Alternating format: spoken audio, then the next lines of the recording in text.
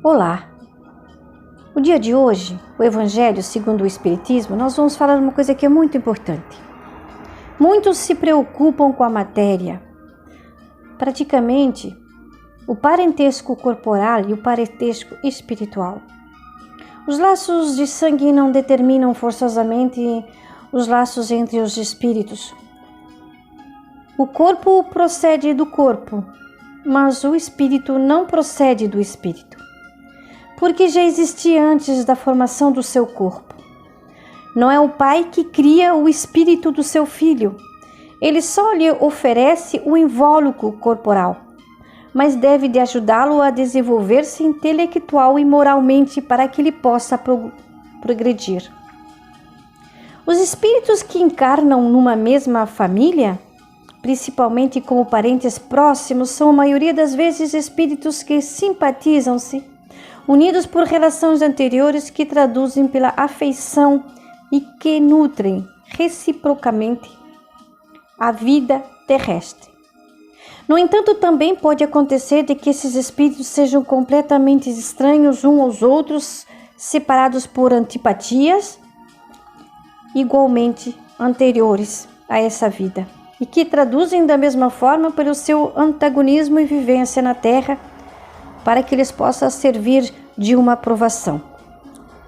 Os verdadeiros laços de família não são, por conseguinte, fixados na consanguinidade, no tipo de sangue, mas firmados por simpatia, comunhão de pensamento, que unem os espíritos antes, durante e após da sua encarnação. De onde se segue que dois seres nascidos de pais diferentes pode ser mais irmãos pelo espírito do que se fossem irmãos de sangue. Eles podem atrair-se, procurar-se e sentirem prazer por estarem juntos, enquanto que irmãos consanguíneos podem se repelir, como se observa diariamente nas famílias, por problemas de ordem moral que só o Espiritismo pode resolver com a pluralidade das existências. Há, portanto, duas espécies de família: as famílias pelos laços espirituais e as famílias pelos laços corporais. As primeiras são duráveis, fortificam-se pela depuração, se perpetuam no mundo dos espíritos, por intermédio de diversas migrações da alma.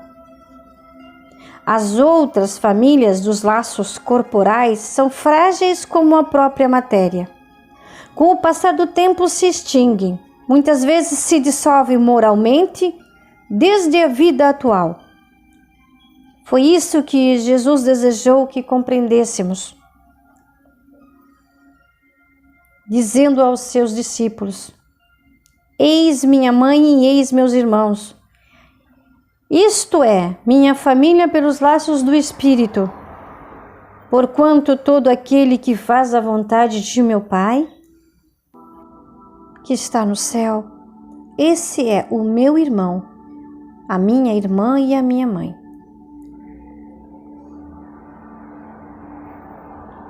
E que fique bem claro que é muito importante, quando estamos em família, aprender desde o início do princípio primordial da existência dos nossos filhos a parar as arestas que cobrem e degrinem as suas almas, que trazem, já de vidas passadas, anseios, aptidões e situações a serem tratadas e resolvidas. Que possamos fazer por eles laços eternos e fortes espiritualmente para aumentar a nossa família e fortalecer esses elos de amor, trazendo sempre uma palavra de consolo, chamando na realidade, intercedendo, que sejamos responsáveis, capazes e conscientes de que os verdadeiros laços se unem através da comunhão dos pensamentos, que não importa os laços de sangue. Devemos sim de honrar e respeitar pai e mãe, jamais elevar e julgar um pai e uma mãe pelas suas atitudes, porque cada um é responsável pelo que faz. De onde se segue que esses seres diferentes podem ser muito mais irmãos e que os laços que os unem vão além dessa existência física. Não podemos esquecer que, na realidade, a nossa mãe hoje aqui é um espírito muito caro que nos foi no passado e que nos cedeu o corpo físico para nós evoluir, e que o pai foi portador dessa semente para poder ser efetuado o resgate entre mães e filhos, ou até mesmo marido e mulher. Mas jamais devemos esquecer que o espírito provém do espírito e a carne provém da carne. Uma vez que a carne morre, putrifica, desaparece, vira pó, o espírito permanece. E a sua conduta moral e espiritual é o que vai fazer a diferença na vida no mundo espiritual.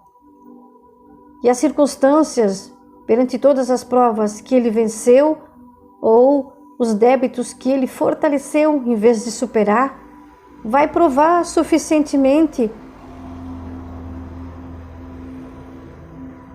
a contrariedade ou libertará de todas as mazelas que ele trazia no corpo físico. E Jesus, ele generaliza esse ensinamento porque, na verdade, somos todos irmãos em Cristo Jesus. E Jesus é a personificação de Deus reencarnado. Ele é o Pai, Ele é o Filho e Ele é o Espírito Santo.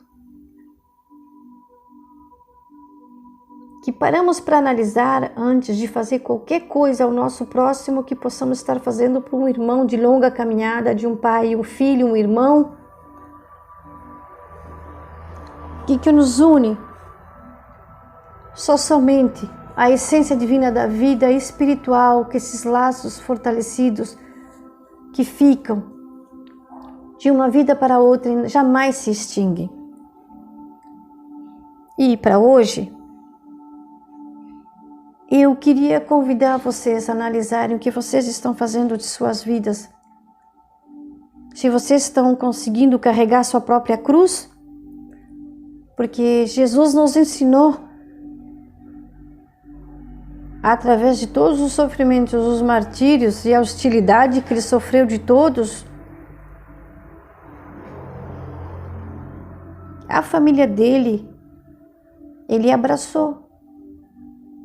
Mas por laços de antipatia e tantos outros laços criados pelo ser humano, ele foi rejeitado, maltratado, cuspido, perseguido, preso, torturado, esbofeteado, chicotado. Jamais ergueu uma voz sequer contra o seu irmão. E isso faz com que nós tenhamos que aprender que nós colhemos o que nós plantamos e que a nossa cruz é uma escolha nossa, que o livre-arbítrio nós temos, que todos somos avisados todos os dias, através de várias mensagens, que somos responsáveis por tudo que nós fizemos. O que não fica certo nessa vida, ficará numa vida futura. E toda forma de pensamento plasmada nessa vida presente, ficará para a vida futura. E toda a indiferença que você dá com uma pessoa que faz tudo de bom para você, ficará para uma vida futura. Vamos sofrer todas as coisas. Tudo que nós plantarmos, semearemos na nossa grande família. Essa é a única certeza que nós temos.